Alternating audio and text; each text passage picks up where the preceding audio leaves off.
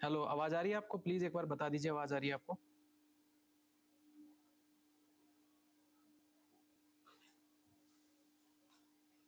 Hello hello.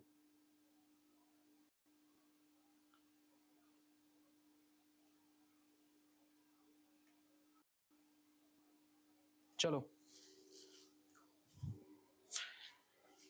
Hello everyone, welcome to I lead IAS. हमारा foundation batch का अब हम पॉलिटी स्टार्ट करने जा रहे हैं। तो आप प्रिपरेशन को अपनी मेंटेन रखिए, ऐसी तैयारी करते रहिए, आप सक्सेसफुल जरूर होंगे।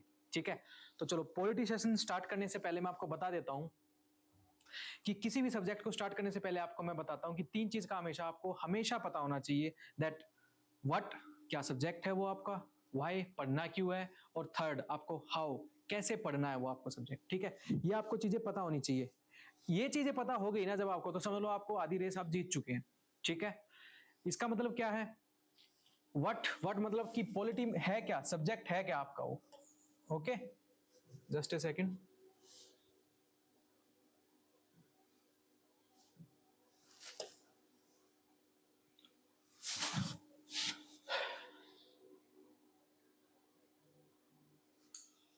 हेलो।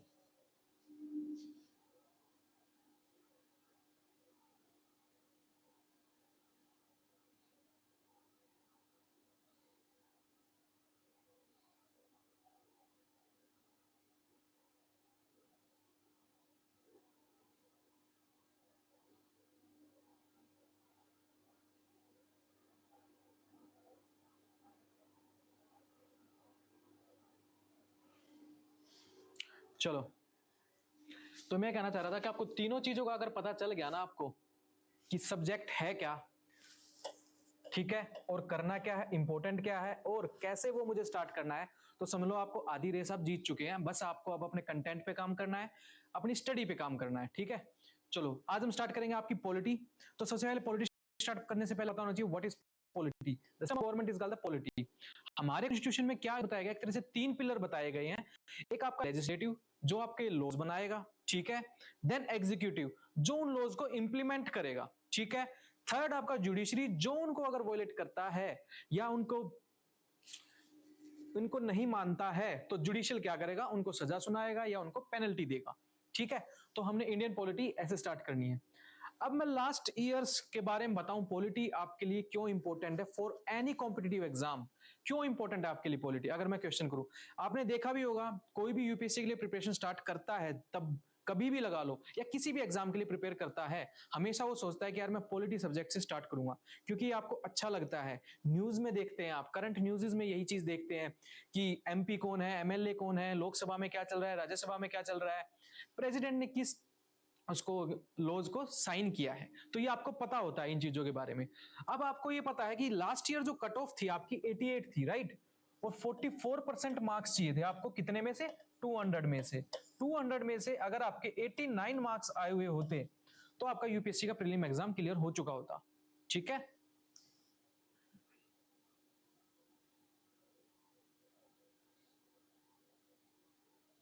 चलो, तो इसका मतलब क्या है? इसका मतलब ये है कि हमें ये देखना है कि हमारी पॉलिटी, मैं ये इस सब्जेक्ट की बात नहीं कर रहा हूं, आपको हर सब्जेक्ट का देखना है कि आपकी इंपॉर्टेंस। ये होता है आपका स्मार्ट वर्क, कि आपने सब्जेक्ट के बारे में देखा कि मुझे किस सब्जेक्ट पर क्या कितना जोर देना है, किस सब्जेक्ट को मैंने कैसे स्टडी करना है। ये इंपॉर्टेंट होता है। किसी भी एग्जाम की प्रिपरेशन के लिए आपको ये चीज सबसे पहले करनी होती है। अदरवाइज क्या होता है, अगर मैं बोल दूं आपको कि पॉलिटी इज इंपॉर्टेंट, तो आप क्या करेंगे बताइए? आप स्टार्ट करेंगे 6 से स्टार्ट करूं या 8 से स्टार्ट करूं, कौन सी बुक करूं? आपको लक्ष्मीकांत भी है, डीडी बासु है, और भी अदर बुक्स हैं, कि कौन सी बुक से मैं स्टार्ट करूं। तो सब बता दें, Laxmikanth is the best book आपको किसी भी एग्जाम की प्रिपरेशन के लिए। बट इतनी मोटी बुक को क्या आप याद रख पाएंगे? तो मेन चीज यही आती है, क्या इंपॉर्टेंट है, पार्लियामेंट, प्रेसिडेंट, आपको ये पता होना चाहिए। प्रेसिडेंट और गवर्नर को मैं एक साथ करा दूंगा, तो उससे आपको पता चल जाएगा कौन सा आर्टिकल किससे रिलेट कर रहा है, प्रेसिडेंट के पास क्या पावर है, गवर्नर के पास क्या पावर है। वो चीजें आपको पता होनी चाहिए किसी भी सब्जेक्ट के बारे में। फॉर एग्जाम्पल आप ज्योग्राफी कर रहे हैं, ज्योग्राफी में इंडियन ज्यादा आ रही है या वर्ल्ड ज्यादा आ रही है, तो आपको ये एक थॉट डेवलप हो गई ना, और आपने स्ट्रेटेजी बना ली कि मैं वेटेज किस एग्जाम पे, वेटेज नहीं, वेटेज किस सब्जेक्ट को मैं ज्यादा दूं। ठीक है, ये अगर आपको पता चल गया कि मेरी फॉर एग्जांपल पॉलिटी के 20 क्वेश्चंस आएंगे, ठीक है। इस बार ज्योग्राफी के सोचो ज्योग्राफी के आ रहे हैं मेरे पास 10 क्वेश्चंस, तो वेटेज 20, 2:1 है, तो मैं वेटेज पॉलिटी को ज्यादा दूंगा। समझ रहे हैं, ये पॉइंट इंपॉर्टेंट है कि मैं पॉलिटी को ज्यादा वेटेज दूंगा क्योंकि इसके ज्यादा क्वेश्चंस आ रहे हैं। फिर मैं इस सब्जेक्ट के ये देखूंगा कि किस टाइप के क्वेश्चंस आ रहे हैं, किस टॉपिक से ज्यादा यूपीएससी डिमांड कर रहा है, करंट में के क्वेश्चंस कितने आ रहे हैं, ये मैं सारा स्ट्रेटेजी बनाऊंगा, देन मैं यूपीएससी का एग्जाम दूंगा प्रीलिम का। कई बार क्या होता ये है कि हम जब भी यूपीएससी का एग्जाम देने जाते हैं, आधे को तो यही नहीं पता होता कि क्या चीज इंपॉर्टेंट थी। वो बोलता है मैंने 4 कोर सब्जेक्ट कर ली हैं, पॉलिटी, हिस्ट्री, ज्योग्राफी और इकोनॉमिक्स। भाई ये भी इंपॉर्टेंट नहीं है, इंपॉर्टेंट आपके लिए करंट भी है, आपके इन्वायरमेंट भी इंपॉर्टेंट है, साइंस टैग भी इंपॉर्टेंट है। तो वही मैं कहना चाह रहा हूं कि हमेशा आपको सब्जेक्ट के बारे में पता होना चाहिए कि आपको करना क्या है। तब आप समझ जाएंगे कि मैं किस एग्जाम के लिए प्रिपेयर कर रहा हूं, कितना मुझे स्टडी करना है, कैसे करना है। चलिए, आज ही आपकी फर्स्ट लेक्चर है, इसलिए थोड़ा ओरिएंटेशन रहेगी और मैं आपको स्टार्ट भी करा दूंगा आज, ठीक है। और हम अच्छे वे में, प्रॉपर वे में आपको विद क्वेश्चंस प्रूफ दे दे के प्रीलिम के आपको बताता चलूंगा कौन सा टॉपिक ज्यादा इंपॉर्टेंट है, किस पे आपको ज्यादा प्रेशर लेना है, किस पे आपको ज्यादा याद करना है। ठीक है, चलो अब मैं ये बता रहा था, तो मेरा ये कहने का मतलब था जो पॉलिटी सब्जेक्ट है ना, 15% क्वेश्चंस आते हैं आपके डायरेक्ट पॉलिटी के फॉर यूपीएससी एग्जाम। अभी हमारा एक कोर्स किस लिए चल रहा है, कोर्स है हमारा यूपीएससी फाउंडेशन वाला, तो इसमें मैं आपको यूपीएससी के नजरिए से ही बताऊंगा कि आपका ये पॉलिटी कैसे करना है, कितना करना है, और सारे कंसेप्ट क्लियरिटी के साथ इसमें हम चलेंगे। ठीक है, चलो, तो मैंने इसमें बताया कि 15% आपके इसके आते हैं, बट अब ये देखो 15% अगर आप मार्क्स ले लेते पॉलिटी में और आपके फिर बच कितने जाते हैं, मैंने बताया था 44%, मींस 45% चाहिए होते हैं for qualifying prelim exam. But आपने देखा कि 15% अगर मैं अपनी पॉलिटी को स्ट्रॉन्ग कर लूं तो आपको ओनली 29% ही तो चाहिए बाकी सब्जेक्ट्स में। इसमें आपका इकोनॉमिक्स भी आ गया, इन्वायरमेंट भी आ गया, ज्योग्राफी भी आ गया, इवन हिस्ट्री भी आ गया। समझ रहे हो, तो पॉलिटी हमेशा लोग कैसे स्टार्ट करते हैं, बच्चे कैसे स्टार्ट करते हैं, हमेशा लक्ष्मीकांत उठाते हैं, जो कि इतना इंपैक्टफुल नहीं होता है क्योंकि आपको बेसिक का ही नहीं नॉलेज होती है। ठीक है, तो इसमें आपने देखा 29% आपका अदर सब्जेक्ट्स का है वेटेज। अगर मैं इस वेटेज के अकॉर्डिंग चलूं तो ये कितना हो गया वेटेज, 1/3। समझ रहे हो, 1/3 वेटेज हो गया है। ठीक है, तो आपको पॉलिटी को इस तरह प्रिपेयर करना है। अब आप समझ में आ गई वेटेज कितनी है, इंपॉर्टेंट कितना है पॉलिटी। चलो, अब सब क्वेश्चंस पूछेंगे स्टार्टिंग में ही। अपनी आज ओरिएंटेशन क्लास है, इसलिए मैं आपको क्वेश्चन सारे अभी क्लियर कर रहा हूं कि क्वेश्चन क्या आते हैं। फॉर एग्जांपल, किसी ने मेरे को पूछा कि डायरेक्ट लक्ष्मीकांत बुक कर लें, मैं कहूंगा नो, आप डायरेक्ट लक्ष्मीकांत बुक मत कीजिए। ठीक है, रीजन तो क्या करूं सर, मैं क्वेश्चन पूछा सर मैं फिर स्टार्ट कैसे करूं, स्टार्ट फ्रॉम बेसिक्स, बेसिक से स्टार्ट करो। अगर आपको कुछ भी नहीं पता है पॉलिटी का, इट मींस आप 9th क्लास से स्टार्ट करो। मैं ये नहीं कह रहा 6 से स्टार्ट करो, नो, आप 9 से स्टार्ट करो, क्योंकि आप ऑलरेडी ग्रेजुएट हो चुके हैं। अगर आप यूपीएससी की तैयारी कर रहे हैं तो आप ग्रेजुएट हो चुके हैं, तो ग्रेजुएट हो चुके तो आपको इतनी नॉलेज तो होगी, डाइवर्सिटी क्या है, सोसाइटी क्या है, बेसिक नॉलेज आपको सबको पता होगी। इतने आप मैच्योर्ड हैं कि आपको सब पता है। ठीक है, तो मैं कहूंगा 9th क्लास से स्टार्ट करेंगे जैसे ही आप पॉलिटी, तो आपको पता लगेगा कि क्या डेमोक्रेसी है, कैसे डेमोक्रेसी आई, कैसी गवर्नमेंट बनती है, जुडिशरी में क्या है, एग्जीक्यूटिव में क्या है, कॉन्स्टिट्यूशन लिविंग एंटिटी क्यों है, ये आपको सब पता चलता जाएगा इन द एनसीईआरटी बुक्स। फिर आप कहेंगे कि सर पॉलिटी का ना 20% पता है, 20% पता है मुझे सर कि डेमोक्रेसी क्या होता है, ये मुझे पता है, फंडामेंटल राइट्स क्या होते हैं ये भी सर मुझे पता है, ये मेरे को स्कूल में पता चल गया था इस चीज के बारे में। बट सर मुझे अच्छे से स्टार्ट करनी है प्रिपरेशन, किसकी, पॉलिटी की। तो मैं कहूंगा ओके, अगर आपको 20% पता है पॉलिटी के बारे में, then you go to your 11th class NCERT. आप 11th से तो मस्ट है, मैं ये कहूंगा मस्ट है। लक्ष्मीकांत उठाने से पहले आप आज ही स्टार्ट कर दीजिए अपनी एनसीईआरटी फ्रॉम 11th क्लास, आप 11th क्लास की स्टार्ट कर दीजिए। अब पूछेंगे रीजन, सर मैं 11th की क्यों करूं, क्यों ना, मैं 20% तो मुझे पता चल गया है, लक्ष्मीकांत मैं कर भी पा रहा हूं। अब मैं इसको प्रूफ देता हूं आपको। देखो फर्स्ट क्वेश्चन देखो, ये आपका यूपीएससी 2022 का है। क्या है, chief purpose of constitution of a country. अगर मैंने लक्ष्मीकांत की होती, डायरेक्ट बता रहा हूं मैं, अगर मैंने डायरेक्ट लक्ष्मीकांत की होती तो शायद मैं इस क्वेश्चन का जवाब नहीं दे पाता। क्यों, देखो, it determine the objective for the for the making of necessary laws, तो मैं ये सोचूंगा ये तो ठीक है. Then it enables the creation of political offices and a government, तो मैं ये सोचूंगा ये भी ठीक है. ओके चलो, तो मैं ये सोचूंगा ये भी ठीक है. It determine the limits the power government, means हमारे कॉन्स्टिट्यूशन में जो मेंशन है कॉन्स्टिट्यूशन के अकॉर्डिंग चलना पड़ेगा गवर्नमेंट को, तो मैं कहूंगा शायद ये क्वेश्चन भी इसका आंसर ठीक है. Then it secure social justice, social equality and social security, our fundamental rights, fundamental आपके डीपीएसपी, फंडामेंटल ड्यूटीज. अगर मैंने लक्ष्मीकांत डायरेक्टली की होती तो शायद मैं 100% श्योर हूं अपनी तरफ से तो कि ये क्वेश्चन मैं अटेम्प्ट नहीं कर पाता, कि मुझे अगर डायरेक्ट कोई बोल देता कि सर आप लक्ष्मीकांत स्टार्ट करो. बट मैं आपको ये कहूंगा कि आप डायरेक्ट लक्ष्मीकांत कभी स्टार्ट मत करो. मैं कहूंगा एटलीस्ट अगर आपको पॉलिटी का 20% आता है तो आप 11th की एनसीईआरटी से ही स्टार्ट करो. क्यों? डायरेक्ट क्वेश्चन आया आपका, sets limits to the power of the government. अब सोच के देखो, अगर आपने एनसीईआरटी अच्छे से की होती, अगर आपको एनसीईआरटी के बारे में पता होगा, 11th की एनसीईआरटी आपने अच्छे से की होती, तो ये आप क्वेश्चन देखो, set limits on the power of the government. इसमें देखो यूपीएससी क्या करता है, यूपीएससी पहले एनसीईआरटी को प्रेफर करता है, देन आपकी अदर बुक्स को, स्टैंडर्ड बुक्स को मानता है. आपकी स्टैंडर्ड बुक्स भी तो कहीं से निकल के आई है ना. फॉर एग्जांपल आपकी 11th की एनसीईआरटी से, for example other standard book से लक्ष्मीकांत तभी तो बनी है वो, ठीक है. और एनसीईआरटी हमारा बेस है, ठीक है. एनसीईआरटी अगर हमारा बेस स्ट्रॉन्ग हुआ तो आप किसी भी एग्जाम को क्रैक कर सकते हैं, नॉट इवन यूपीएससी. और बेस स्ट्रॉन्ग होने का मतलब क्या है, आपकी राइटिंग प्रैक्टिस भी बढ़ेगी. मेंस राइटिंग में आप इतना अच्छा लिख पाएंगे ओनली बिकॉज ऑफ एनसीईआरटी. तो मैंने फर्स्ट आपको यही बोला है, आप अगर 20% आता है देन 11th की एनसीईआरटी. अगर आप पॉलिटी अभी स्टार्ट कर रहे हैं then go for 9th NCERT, 9th class की एनसीईआरटी से कीजिए. अगर आपका बेस 0 है तो देखो, हर किसी अब ये सोचेंगे सब हवाबाजी में नहीं जाना है. क्यों? सब ये सोचेंगे कि सर मेरा तो 20% पता है, बट उसको नहीं पता है. देखो, अगर आपको सीरियसली तैयारी करनी है तो आपको 20% पे पहले 20% पे आना पड़ेगा.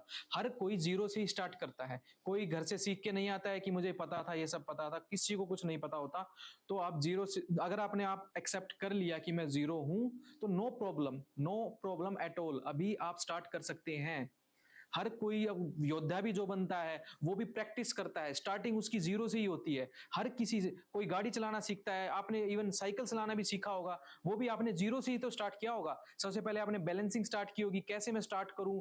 आप सोचते थे कि घर वाले एक बार मेरे को पकड़ रखा है, कि मेरे को पकड़ रखा है नहीं. जैसे जैसे आपका कॉन्फिडेंस बढ़ता जाएगा ना, वैसे आप जब जाना स्टैंडर्ड बुक्स पे, तो ये चीज याद रखो, कोई दिक्कत नहीं है. अगर आप 0 से स्टार्ट कर रहे हैं तो मैं ये रिकमेंड करूंगा आप 9th क्लास से स्टार्ट कीजिए.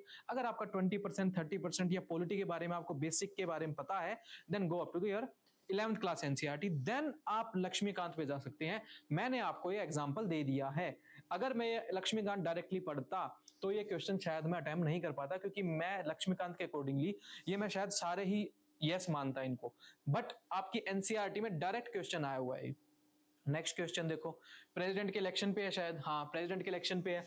अब आप कहोगे सर ये लक्ष्मीकांत में तो मेंशन है, बट आपके ये एनसीईआरटी में भी मेंशन है कि प्रेसिडेंट का जो इलेक्शन होता है उस, और प्रेसिडेंट को जो वीटो पावर दी होती है, उसको बिल को वापस भी भेज सकता है to the parliament asking for the its recommendations also.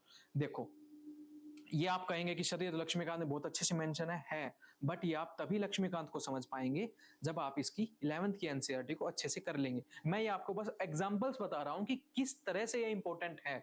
आपकी 11th की एनसीईआरटी बहुत इंपॉर्टेंट है. मैं तो ये कहूंगा आप एक बार जरूर कीजिए इसको, और अपने शॉर्ट नोट्स भी बना लीजिए, और ताकि आप इसको बार बार ना कर सके.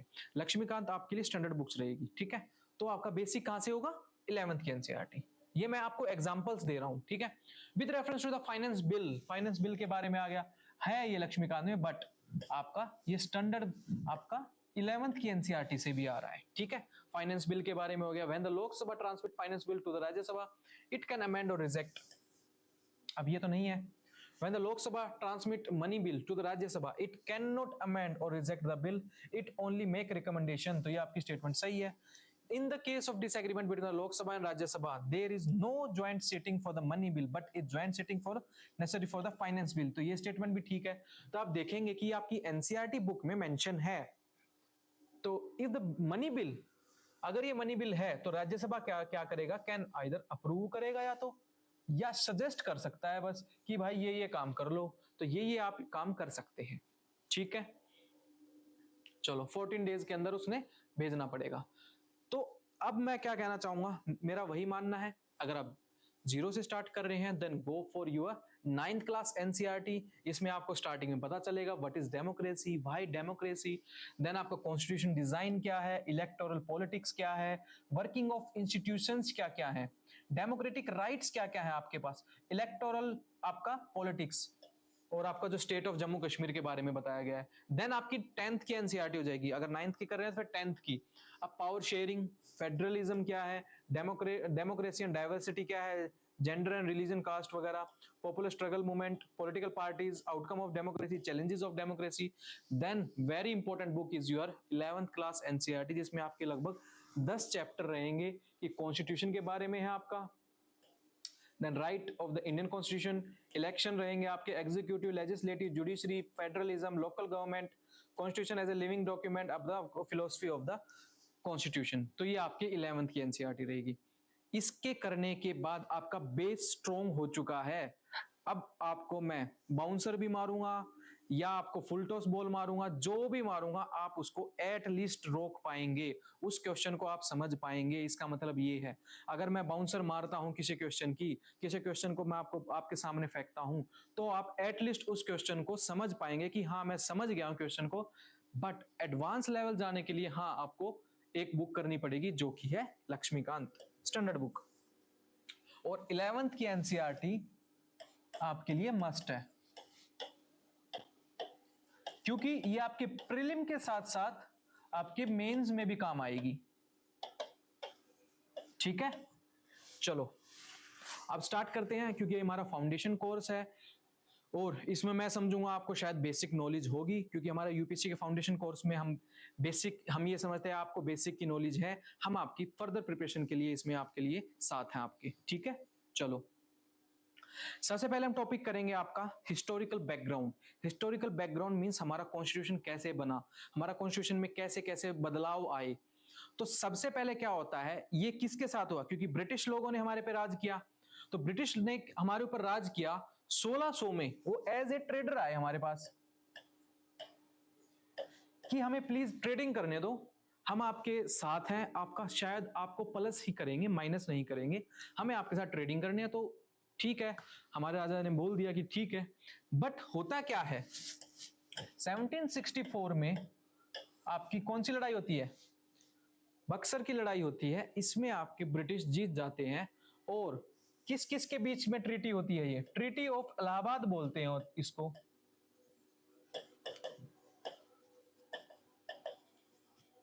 इसमें क्या होता है, किस किस के बीच होती है ट्रीटी, रॉबर्ट क्लाइव और आपके शाह आलम के बीच में। ठीक है, इन दोनों के बीच में ट्रीटी होती है, डिसाइड होता है कि रॉबर्ट क्लाइव बोलते हैं कि मैं आपका दीवानी राइट लूंगा, मींस आपके जितना भी पैसा कमाएंगे, जितना भी आप पॉलिटिक्स करेंगे, वो मेरे अंडर में रहेगा, मींस दीवानी राइट्स। दीवानी राइट्स किसके पास आ गए, ब्रिटिश के पास आ गए। और शाह आलम क्या करेंगे, कुछ नहीं करेंगे, गद्दी पे बैठेंगे, कुछ नहीं करना आपको, आप मौज लीजिए, अब हम देखेंगे आपका सब कुछ एडमिनिस्ट्रेशन। ठीक है, चलो तो 1764 में जब ये हो जाता है, इसके बाद क्या समझ आता है इनको कि हमें कुछ रेगुलेशंस लेके आने पड़ेंगे। ठीक है, तो ये सोचते हैं कि हम रेगुलेशन लेके आते हैं, तो सबसे पहला इनका रेगुलेशन कौन सा आता है, ये मैंने दो पार्ट्स में डिवाइड कर दिए हैं। ठीक है, सबसे पहले क्या होता है, ईस्ट इंडिया कंपनी राज करती है इंडिया पे, east India company, the company rule, east India company. ठीक है, कब तक राज करेगी, जब वो म्यूटिनी हो जाती है 1857 में, जब म्यूटिनी होती है, स्पॉय म्यूटिनी, उसके बाद कौन राज करता है इस पे क्वीन राज करती है, और क्राउन राज करेगा, जो कि रहेगा 1858 से 1947, जब तक आप आजाद नहीं हो जाते।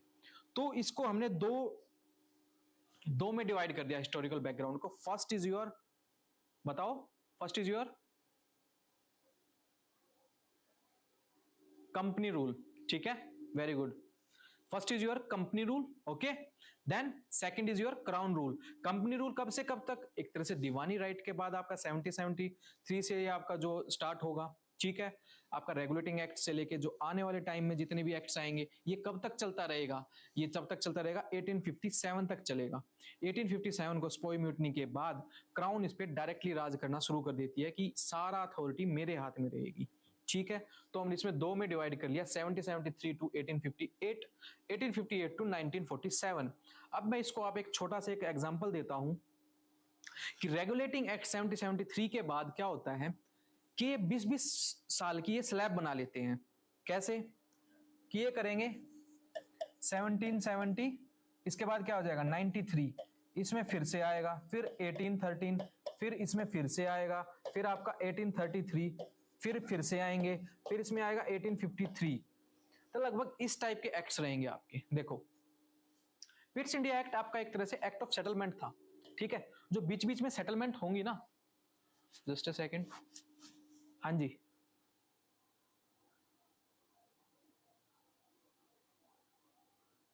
ठीक है, हाँ हाँ हाँ कर लीजिए आप, कोई दिक्कत नहीं, ठीक है। चलो मैंने आपको बताया कि रेगुलेटिंग एक्ट से आपका स्टार्ट हुआ, हर 20 साल में ये कहेंगे कि हम कुछ रिफॉर्म्स ला रहे हैं आपके लिए, ठीक है। एक तरह से आपको क्या दे रहे हैं, कुछ चखा रहे हैं कि देखो हम आपके विकास के लिए काम कर रहे हैं, ठीक है। हम क्या क्या काम कर रहे हैं वो आपको मैं समझाता चलूंगा हर एक्ट में।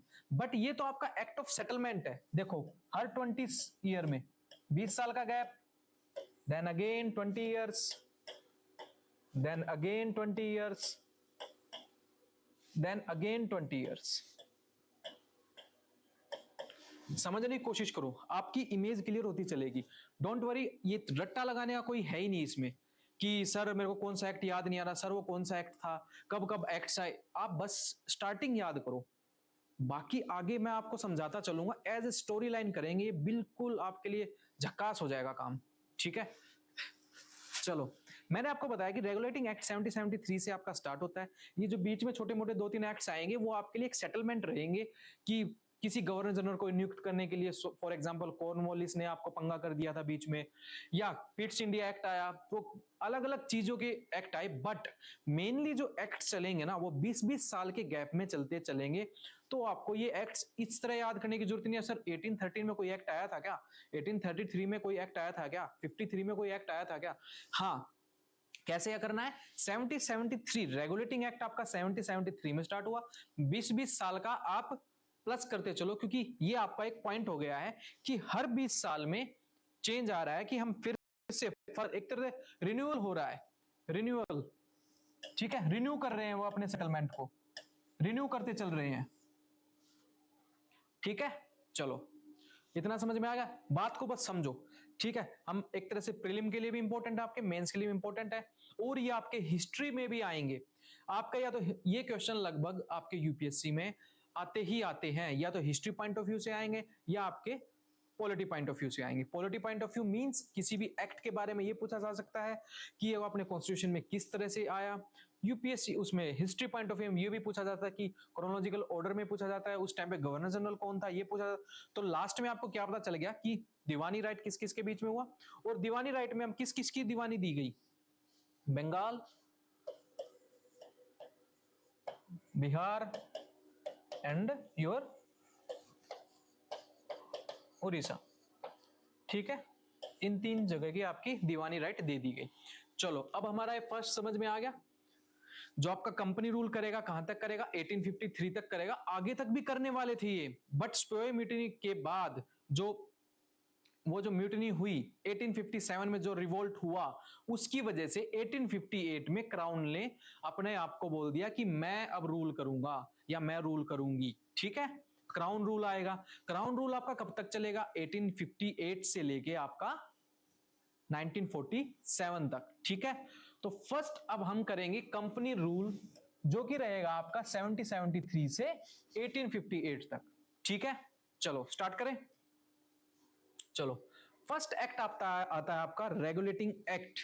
रेगुलेटिंग एक्ट में क्या बोलता है कि set up by the British parliament, क्योंकि उस टाइम पे जो ब्रिटिश पार्लियामेंट ने क्या बोल दिया ईस्ट इंडिया कंपनी को कि ठीक है आप रूल कीजिए to control regulating affair of East India company.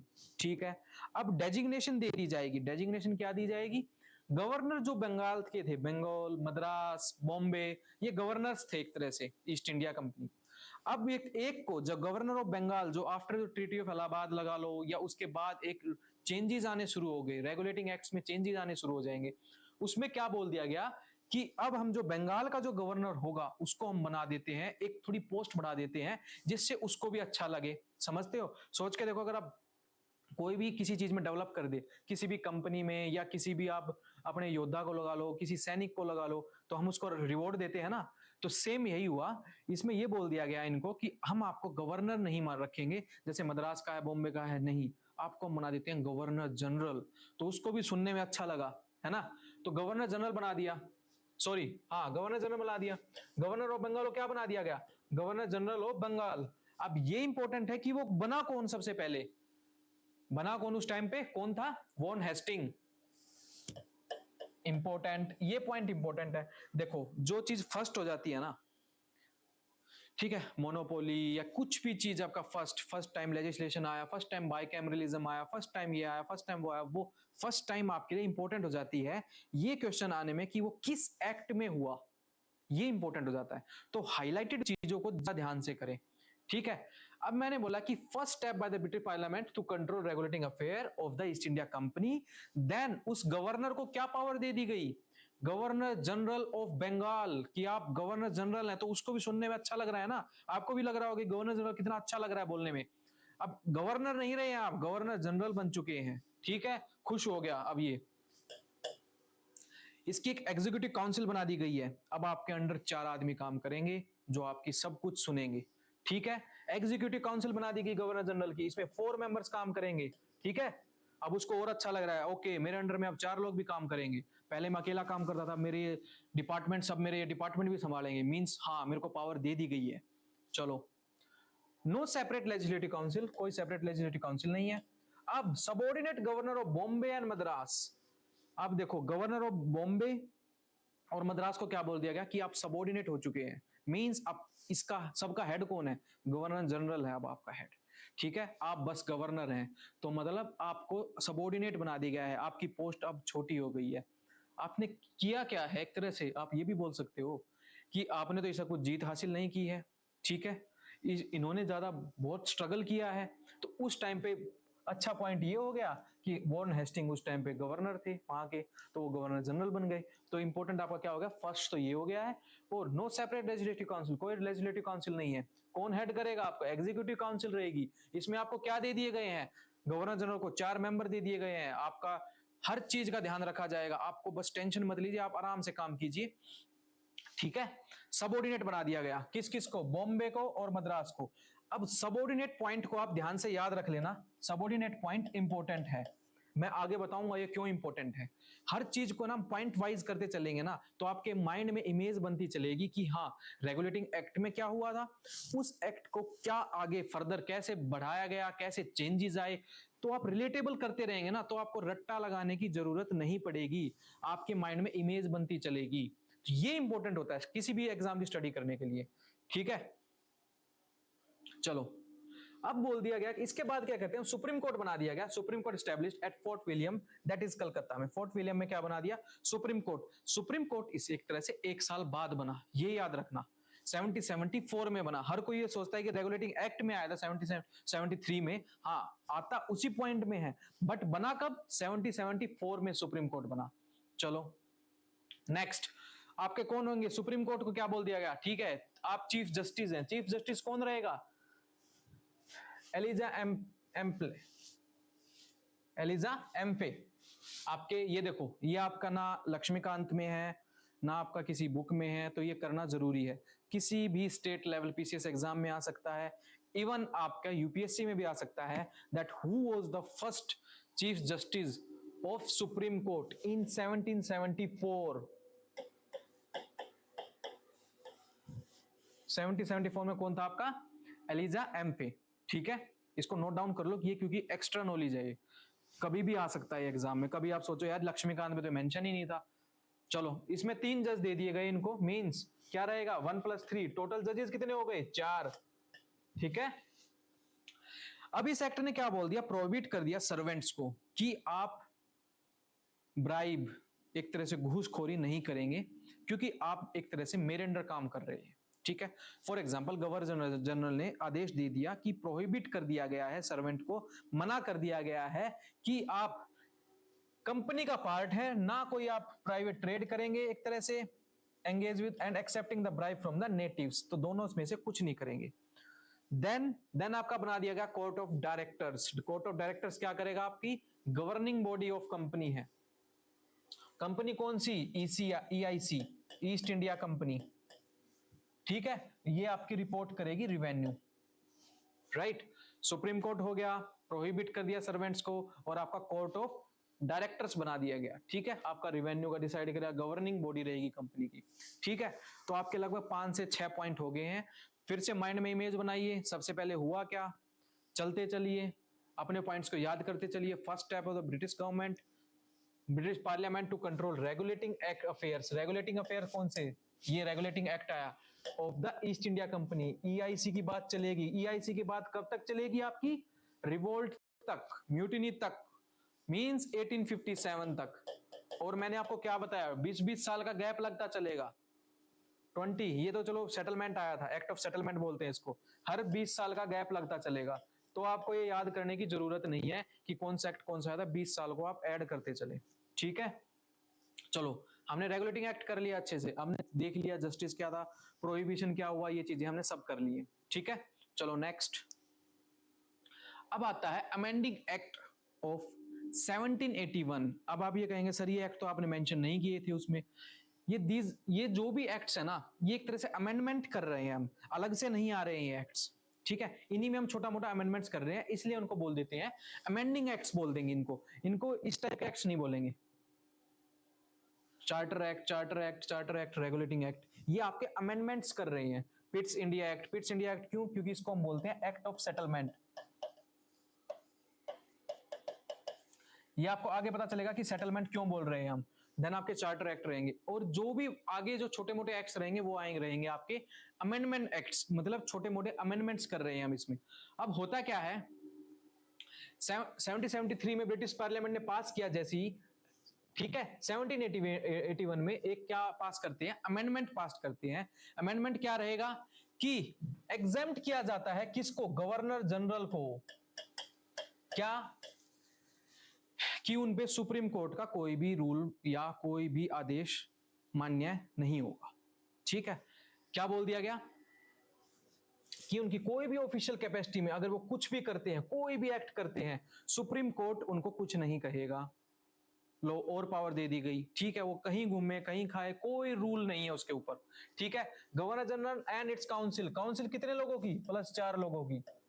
ठीक है, from the jurisdiction of the supreme court for the act done by them in their official capacity. Similarly, मतलब अब उनको डरने की जरूरत नहीं है। ऑफिशियल कैपेसिटी का मतलब समझ रहे हैं कि ऑफिशियली वो कुछ अगर गलत भी कर देते हैं तो सुप्रीम कोर्ट का उन पे कोई जोर नहीं चलेगा। ठीक है, it also exempted the servants of the company. ठीक है, सर्वेंट्स को भी एग्जेम्प्ट कर दिया गया। चलो, it excluded the revenue matters. Supreme court के जितने भी मैटर्स थे ना, उन्होंने जल्दबाजी में सुप्रीम कोर्ट लिया है रेगुलेटिंग एक्ट में 1774 में, अमेंडमेंट्स उनको बाद में करने पड़ी।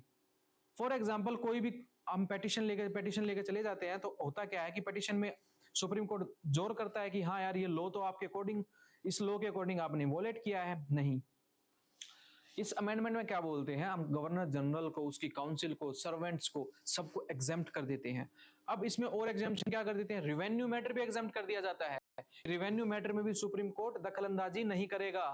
ठीक है, कलेक्शन हो उसमें रिवेन्यू का, या their jurisdiction from the supreme court. चलो, अब और क्या प्रोहिबिट कर रहा है, that the supreme court was to have jurisdiction over all the inhabitant of the Calcutta. It also included the court to administer the personal laws. अब क्या कह रहे हैं, ठीक है, सुप्रीम कोर्ट को पर्सनल लॉज को भी फॉलो करना पड़ेगा, चाहे वो हिंदू के हों, चाहे वो आपके मुस्लिम के हों। ठीक है, उन लॉज के अकॉर्डिंग काम करना पड़ेगा। नेक्स्ट, अपील के लिए जो प्रोविंशियल कोर्ट में होता है, जैसे हम छोटे कोर्ट में होते हैं, डिस्ट्रिक्ट कोर्ट में हमारा जो केस जाता है वो अपील के लिए हाई कोर्ट में जाता है, हाई कोर्ट वाला जो केस होता है वो अपील के लिए सुप्रीम कोर्ट में जाता है। इसमें क्या है कि प्रोविंशियल कोर्ट जो रहेगा उसमें अपील के लिए आप सुप्रीम कोर्ट नहीं, गवर्नर जनरल में के ऑफिस में जाएंगे। ठीक है, इसमें यही बोल दिया गया कि आपका जो it let down that the appeals from the provincial जो कोर्ट रहेगा could be taken to the governor general in the council and not to the supreme court. ठीक है, इतनी पावर दे दी जा रही है। It empowered the governor general council to frame regulations for the provincial court and councils. मतलब समझ रहे हो, गवर्नर जनरल को इतनी पावर दे दी जा रही है। एक तरह से जो अमेंडमेंट एक्ट है इसमें गवर्नर जनरल के बारे में आप याद रख सकते हैं कि ये गवर्नर जनरल के लिए लेके आया गया था। और सुप्रीम कोर्ट के जो केसेस थे, सुप्रीम कोर्ट का जो इशू था 70-74 में, जल्दबाजी में सुप्रीम कोर्ट ले आए विदाउट एनी लॉज। तो अब ये अमेंडमेंट करते हैं। यहाँ पर अमेंडमेंट्स में आपको क्या बोल देते हैं, 1781 में किस टाइप के अमेंडमेंट्स रहेंगे, इस चीज को याद रखने के लिए प्रीलिम एग्जाम में या अदर एग्जाम्स में याद करने के लिए याद रखना कि सुप्रीम कोर्ट हर जगह मेंशन है। हर जगह देखिए आप सुप्रीम कोर्ट मेंशन रहेगा, सुप्रीम कोर्ट अगेन, इधर सुप्रीम कोर्ट अगेन आपका कोर्ट है, प्रोविंशियल कोर्ट, ये रहा सुप्रीम कोर्ट। ठीक है, अगेन आपका empowered the governor general council regulating the provincial courts. तो हर चीज किससे रिलेटेड है, क्या अमेंडमेंट किए हैं यहाँ पर, किस चीज से रिलेटेड अमेंडमेंट्स है, कोर्ट से रिलेटेड अमेंडमेंट्स है। ठीक है, और गवर्नर जनरल को पावर दे दी जा रही है, और ज्यादा पावर दी जा रही है। ठीक है, नेक्स्ट आपका आता है पिट्स इंडिया एक्ट 1784। इसको कई बार क्वेश्चन यूपीएससी में लगा लो या किसी अदर एग्जाम्स में लगा लो, क्वेश्चन में पूछा गया है कि एक्ट ऑफ सेटलमेंट किसको बोल देते हैं। ठीक है, इसको एक्ट ऑफ सेटलमेंट भी बोल देते हैं।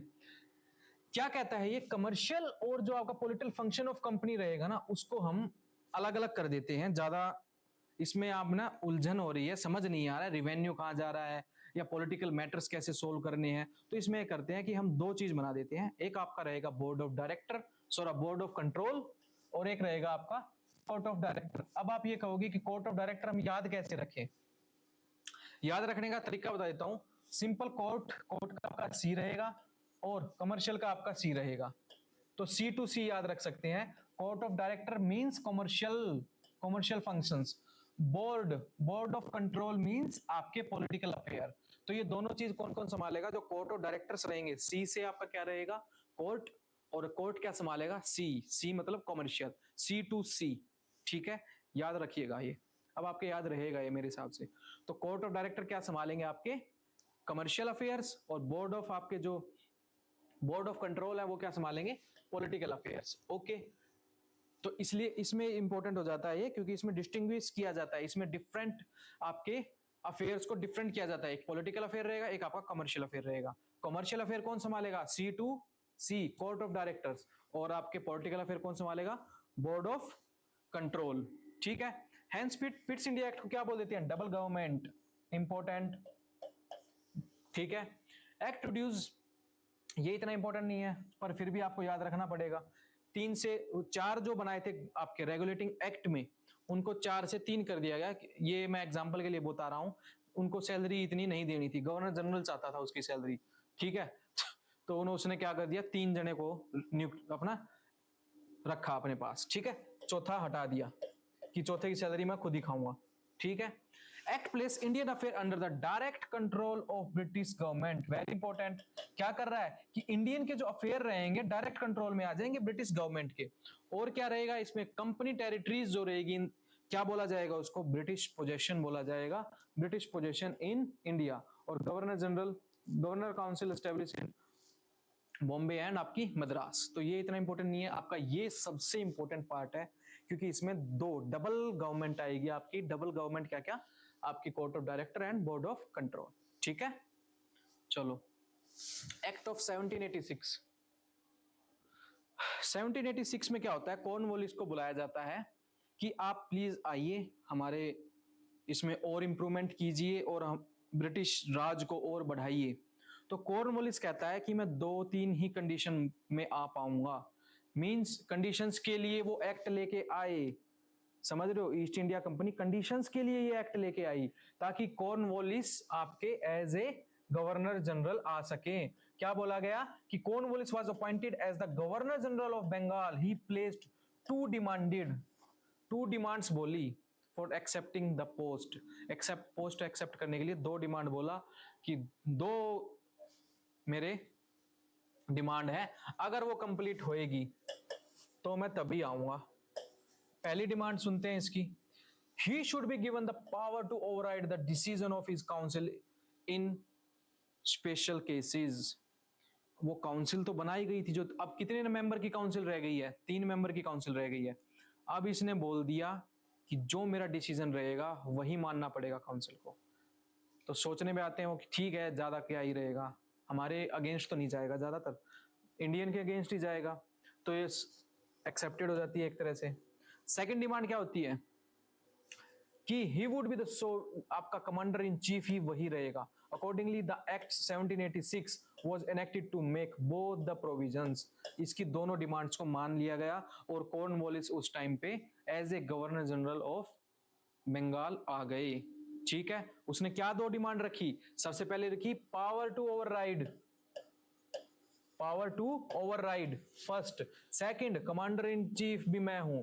मतलब कहने का मतलब यही है कि मैं ही भगवान हूं यहाँ का, अब मेरे ही अकॉर्डिंग सब चलेगा। कमांडर इन चीफ भी मैं हूं और हर चीज का मुझे ओवरराइड, मतलब सारी जितनी भी पावर, जो भी इश्यूज होंगे, स्पेशल केसेस होंगे, सबको ओवरराइड करने का मुझे हक दे दिया गया है।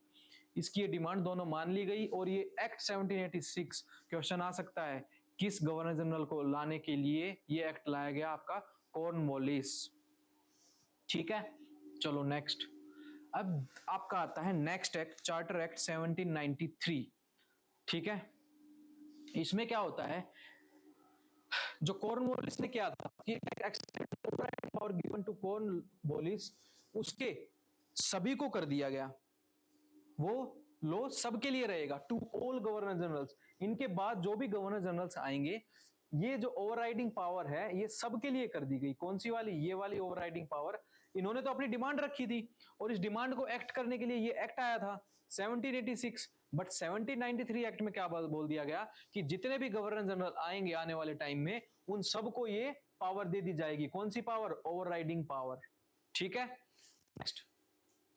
It gave the governor general more power and control over the government of subordinate presidency of Bombay and और पावर दे दी गई गवर्नर जनरल को। इसमें आप हर चीज को समझते चले कि गवर्नर जनरल को इतना स्ट्रॉन्ग कर दिया गया है कि वो अपनी पावर में उसकी पावर ही बढ़ाते जा रहे हैं, हर एक्ट में पावर ही बढ़ती जा रही है। ठीक है, आगे एक्ट्स आएंगे, डिसेंट्रलाइजेशन भी होगा, सेंट्रलाइजेशन। सबसे पहले होगा सेंट्रलाइजेशन, गवर्नर जनरल को इतना पावरफुल बना दिया जाएगा, फिर धीरे धीरे इसको डिसेंट्रलाइज किया जाएगा। ठीक है, वो हर एक्ट में आपको समझते चलेंगे। तो इसमें क्या कर दिया गया? और पावर दे दी गई, किसको? गवर्नर जनरल को। देन 20 साल के लिए फिर से एक्सटेंड कर दिया गया। ठीक है, फिर से एक्सटेंड कर दिया गया। ये देखो, अब मैंने वही बताया था आपको, ये रहा, हर एक 20 साल के लिए एक्सटेंड होता जा रहा है। देखो, हर 20 साल के लिए, यहां तक था 20 साल का टाइम, अब 20 साल का यहाँ खत्म हो गया, अब फिर से 20 साल के लिए एक्सटेंड हो गया। यहां पर अब 1813 में खत्म होगा, फिर से 20 साल के लिए एक्सटेंड होगा। 1833, देन 1853। 1853 भी आपका एक तरह से 20 साल के लिए एक्सटेंड हुआ था, बट वो किसकी वजह से हो रहा है? म्यूटिनी और रिवोल्ट की वजह से। ठीक है, बोल दिया गया 20 इयर्स के लिए एक्सटेंशन रहेगा। It extended the trade monopoly of the company in India for another period 20 years. वही बात है, अगले 20 साल में आप देखेंगे हम। ठीक है, then it provided the commander in chief was not to be member of governor general council, उसमें उसका मेंबर नहीं रहेगा, और मेंबर रहेगा unless he was so appointed, अगर उसको अपॉइंटेड नहीं किया गया है उससे पहले वो गवर्नर जनरल का मेंबर, काउंसिल का मेंबर नहीं रहेगा। कितने मेंबर चल रहे हैं यहाँ पर? 3। He laid down the paid out of Indian revenue रहेगा। जो बोर्ड ऑफ कंट्रोल, अब बताओ बोर्ड ऑफ कंट्रोल कौन थे? जो आपका क्या देख रहे थे? Political affairs. पहले क्या होता था, इनका रिवेन्यू कहां से आता था? आपका ब्रिटिश से। ठीक है, ब्रिटेन से आ रहा था, बट अब क्या रहेगा आपका? रिवेन्यू कहां से आएगा इनका? अब इंडियन रिवेन्यू से ही लेंगे हम, जो लेंगे। It laid down that the members of the board of control and their staffs, जो भी रहेंगे, paid out of Indian revenue, जो इंडिया में जो कमाया है यहीं से आपका रिवेन्यू ही चलेगा। पहले कहां से आ रहा था? फिर कहां से? ब्रिटेन से आ रहा था। ठीक है, ईस्ट इंडिया कंपनी वहां से देती थी कि आप बोर्ड ऑफ कंट्रोल हैं, आप हमारा पॉलिटिकल अफेयर संभालते हैं, तो हम आपको पेमेंट देंगे। बट अब पेमेंट कहां से आएगी? इंडियन रिवेन्यू से। तो आपके क्वेश्चंस कौन कौन से बन गए 1793 के? 20 ईयर का एक्सटेंशन, ओके। देन सारी पावर फर्दर एक्सटेंड रहेगी। कौन सी power? Overriding power. Then 20 years के लिए बढ़ा दिया, मोर पावर दे दी गई। देन कमांडर इन चीफ को जब तक उसका मेंबर नहीं बनाया जाएगा गवर्नेंस काउंसिल का, जब तक उसको अपॉइंट नहीं किया जाएगा। देन जो आपका बोर्ड ऑफ कंट्रोल था उसको हम कहां से पैसा देंगे? इंडियन रिवेन्यू से पैसा देंगे। ठीक है, ये आपका 1793 तक हो चुका है। इस पे मैं आपको अभी इतना टाइम दे रहा हूं, इसलिए दे रहा हूं क्योंकि ये बहुत इंपॉर्टेंट है हिस्ट्री के पॉइंट ऑफ व्यू से भी और आपकी पॉलिटी के पॉइंट ऑफ व्यू से। अभी हम किससे पॉइंट ऑफ व्यू से कर रहे हैं? आपकी पॉलिटी वाले पॉइंट ऑफ व्यू से कर रहे हैं। ठीक है, तो ये इंपॉर्टेंट है आपके लिए। देन आपका क्या आता है? Charter act 1813, 1813। अब वही 20 साल वाला के बाद 1793 के बाद अब क्या आएगा? 20 साल का एक्सटेंशन, राइट। अब इसमें क्या करेगी कंपनी की जो मोनोपोली ओवर हो चुकी है इंडिया में, ठीक है, कंपनी की मोनोपोली ओवर हो चुकी है। इसमें क्या रहेगा? ट्रेड टर्मिनेट कर दिया गया है, बस मोनोपोली किस किस में रहेगी? टी ऑफ चाइना, चाइना के साथ जो टी का जो व्यापार चल रहा है उसमें रहेगी। और बाकी जो मोनोपोली है वो खत्म कर दी गई है कि कंपनी की मोनोपोली खत्म। और 1 लाख एजुकेशन के लिए दिए जाएंगे, ठीक है, एजुकेशन के लिए, राइट। 1 लाख आपका एजुकेशन के लिए रहेगा। Trade with India open to all British subjects, ये भी इंपॉर्टेंट है आपका। तो इसमें लगभग आप 2 ही पॉइंट आते भी हैं, यूपीएससी में भी आया हुआ है आपका कि एजुकेशन में 1 लाख कौन से एक्ट में दिया गया था? 1813 में दिया गया था। और ट्रेड मोनोपोली खत्म हो गई थी, बस कौन सी रह गई थी? टी ऑफ चाइना वाली, ओके। देन आपका आता है चार्टर एक्ट 1833, फिर से वही 20 साल का रिपीटेशन, ठीक है। 1833 में क्या होता है? फाइनल स्टेप रहेगा सेंट्रलाइजेशन का। मैंने आपको क्या बताया था? सबसे पहले क्या करेंगे? ये सेंट्रलाइजेशन। देन क्या होगा? डिसेंट्रलाइजेशन, ठीक है। अब सेंट्रलाइजेशन में क्या करेंगे ये?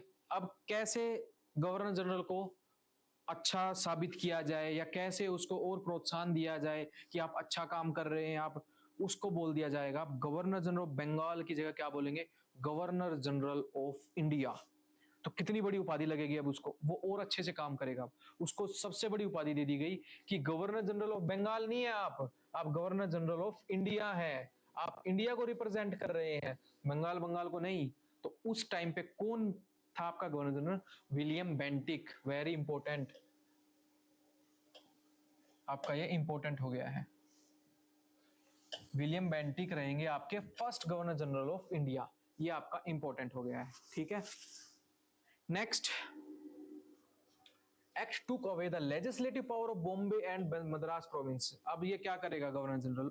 अब गवर्नर जनरल ऑफ बंगाल नहीं है, ये इंडिया का है, तो इसकी लेजिस्लेटिव पावर को भी अब कौन हड़प लेगा? आपका गवर्नर जनरल ऑफ इंडिया। कौन है? विलियम बेंटिक, ठीक है। टूक away the legislative power of the Bombay and Madras provinces. अब क्या होगा? एक्सक्लूसिव लेजिस्लेटिव पावर किसके पास रहेगी? किसके पास रहेगी? Governor general of India. तो क्या हो गया इसमें? सेंट्रल लेजिस्लेटिव होगी। सेंट्रल लेजिस्लेटिव मींस आपका सेंट्रलाइजेशन हो चुका है, final step towards the centralization. सारी पावर किसके हाथ में आ गई? गवर्नर जनरल के पास में आ गई, ठीक है, governor general of India. Then act ended activities of East India company की सारी आपकी जो एक्टिविटीज होंगी वो एंड कर दी गई हैं as a commercial body and it become the purely administrative body. Purely administrative काम करेगी ये, इंपॉर्टेंट। अब यहाँ पर अटेम्प्ट किया जाता है, क्या अटेम्प्ट किया जाता है? कंपटीशन रखते हैं हम इंडियन लोगों के लिए भी। तो इंडियन लोगों का जो अटेम्प्ट मतलब एक ट्राई किया था वो स्टार्ट करने के लिए, सिविल सर्विस की आपकी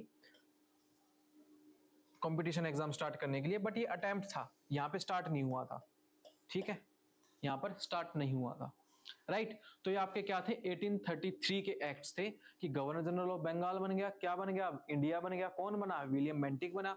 और सेंट्रलाइजेशन होगी पावर, सेंट्रलाइजेशन होने पाने पावर होने के बाद क्या हो जाएगा? जो सारी एक्सक्लूसिव पावर रहेगी, beginning of the centralization as the governor general of India was given the exclusive legislative power. और किसकी लेजिस्लेटिव पावर खत्म हो गई? मद्रास एंड बॉम्बे की लेजिस्लेटिव पावर खत्म हो गई, किसकी आ गई? ठीक है, चलो नेक्स्ट। अब आपका आता है चार्टर एक्ट 1833 कितने साल बाद? 20 साल बाद फिर से रिपीटेशन होती है 1853 में। 1853 में अब क्या होगा? Last of series charter act pass bye the British parliament, right. 1853 के बाद क्या हो जाएगा आपका? 1857 में रिवोल्ट। रिवोल्ट के बाद कौन आ जाएगा? क्राउन राज करेगा। कब से? 1858 से। तो इसे लास्ट एक्ट बोला जाता है इसको, ठीक है, इसको लास्ट एक्ट बोला गया। अब क्या होगा? अब इसने बर्डन ले लिया था। किसने बर्डन लिया था? जो लेजिस्लेटिव पावर है। अब गवर्नर जनरल क्या क्या संभालेगा? गवर्नर जनरल ऑफ इंडिया क्या क्या संभाल रहा था? लेजिस्लेटिव भी, एग्जीक्यूटिव भी, ठीक है, सारे पंगे ले रखे थे इसने। अब इसको कहेंगे legislative executive function of governor general council were separated. तो अब ये समझ लो कि उसने इतनी सारी पावर ले ली अपने अंदर, अब उससे संभाली नहीं जा रही है, ठीक है। अब 1853 में क्या होगा? इन पावर को डिवाइड कर दिया गया कि आप चिंता मत करो, आपकी लेजिस्लेटिव पावर को अलग करते हैं और आपकी एग्जीक्यूटिव पावर को अलग करते हैं। तो यहाँ क्या कर दिया गया? सेपरेट कर दिया गया फंक्शंस को, कि लेजिस्लेटिव फंक्शंस को भी और एग्जीक्यूटिव फंक्शंस को भी हम अलग अलग कर देते हैं।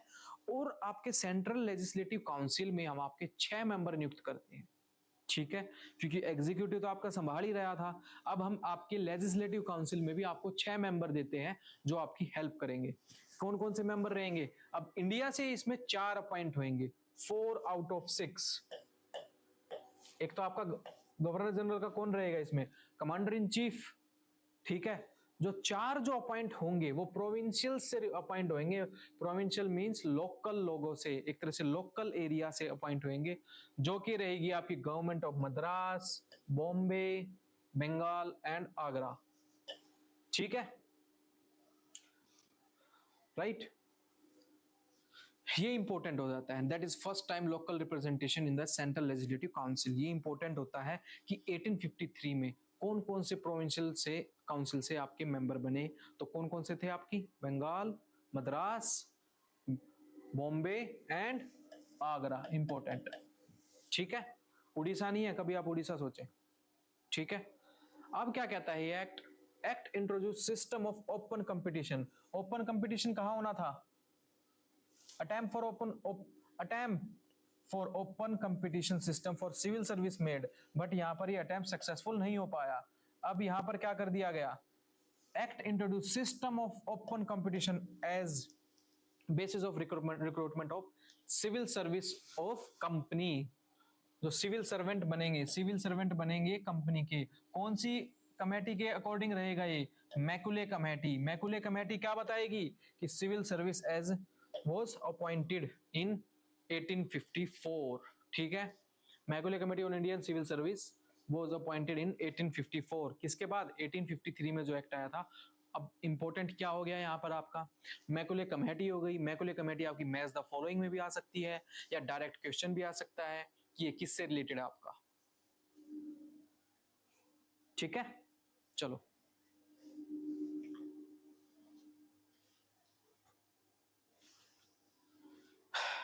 ठीक है। तो 1854 में कौन कौन सी कमेटी आ गई? मैकुले कमेटी आ गई। ओपन कंपटीशन कर दिया गया। ओपन कंपटीशन करने के बाद क्या कर दिया गया? Macaulay committee for the civil servant, civil services के लिए। तो इंपॉर्टेंट हो गया मैकुले कमेटी क्या रिलेटेड कर रही है? आपकी सिविल सर्विस वाली। देन इसमें क्या कर दिया गया? उसको गवर्नर जनरल पे के पास हाथ कांपने लग गए कि ना मैं लेजिस्लेटिव संभाल पा रहा हूं, ना एग्जीक्यूटिव संभाल पा रहा हूं। तो क्या कर दी गई? पावर को सेपरेट कर दिया गया। किस किस किस में? लेजिस्लेटिव एंड देन और एग्जीक्यूटिव।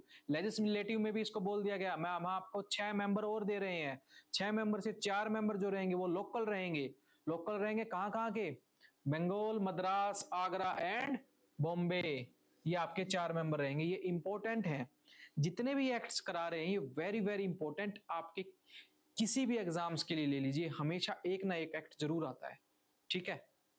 तो आज हम ये एक्ट यहीं पे अपने नेक्स्ट जो हम करेंगे रिवोल्ट के बाद वाला द क्राउन रूल, वो हम नेक्स्ट क्लास में करेंगे। आगे अच्छे से स्टार्ट करेंगे इसमें। ये एक्ट्स बहुत इंपॉर्टेंट है फॉर आवर कॉन्स्टिट्यूशन। कॉन्स्टिट्यूशन जो हमारा इंडिया का बना था, इन एक्ट्स का बड़ा उनका योगदान है, ठीक है। इन एक्ट्स के अकॉर्डिंग भी हमने अपना कॉन्स्टिट्यूशन को बनाने की कोशिश की है। क्योंकि अभी क्या चल रहा था पीछे, पीछे वाले एक्ट्स में जो थे, जो कंपनी एक्ट था वो तो अपना फायदा देखेगी ना। अब क्राउन क्या करेगा? आपके जो अब जैसे रिवोल्ट हुए हैं तो रिवोल्ट के अकॉर्डिंग काम करेगा, देन आपका सत्याग्रह करेंगे, देन उसके अकॉर्डिंग अलग एक्ट्स आएंगे। तो धीरे धीरे क्या बनता चलेगा, डिसेंट्रलाइजेशन ऑफ पावर्स, आपको इंडियंस को भी पावर दी जाएगी, ठीक है। तो धीरे धीरे हर एक्ट में आपको समझते चलेंगे कि कैसे कौन सा एक्ट इंपॉर्टेंट आता गया और कैसे ये काम करता गया और क्या क्या डेवलपमेंट होती गई, क्या क्या इंप्रूवमेंट होती गई, ठीक है। अब कॉन्स्टिट्यूशन बनने का इन सब का योगदान है हमारे इस एक्ट में। और ये एक्ट आपका कब से स्टार्ट हुआ, ये एक्ट आपका कब से स्टार्ट हुआ, 1857 म्यूटिनी के बाद, ठीक है। तो ये क्राउन रूल बोला जाएगा, क्राउन एक्ट्स आएंगे हमारे 1857 से 1947 तक। बाकी आप पिछले एक्ट्स को रिवीजन कीजिए, अच्छे से कीजिए उनको। नेक्स्ट क्लास में हम स्टार्ट करेंगे आपका 1858 से, ठीक है। एनी डाउट्स, किसी को कोई डाउट हो तो आप पूछ सकते हो।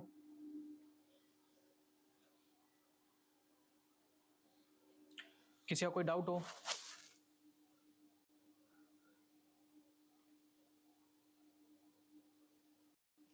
हाँ जी,